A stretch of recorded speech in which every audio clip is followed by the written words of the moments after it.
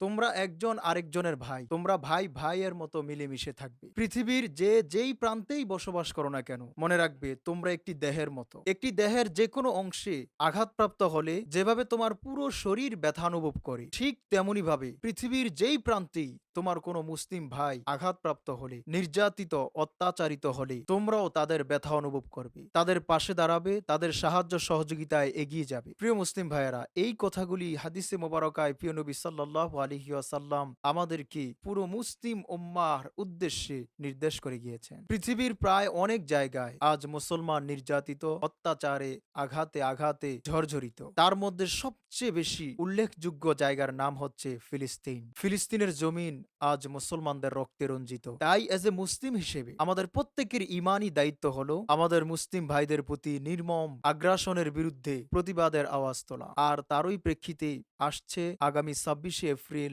রোজ শনিবার ঐতিহাসিক ঢাকা সাহরওয়ার্দী উদ্যানে মাস গ্যাদারিং ফর প্যালেস্টাইন এর শিরোনামে এক বিশাল কর্মসূচি ও সমাবেশের ডাক দেওয়া হয়েছে। উক্ত সমাবেশে ইনশাআল্লাহ আমরা থাকছি এবং আপনাদের সকলকে উক্ত সমাবেশে দল মত নির্বিশেষে যোগদান করার উদারত আহ্বান জানাচ্ছি।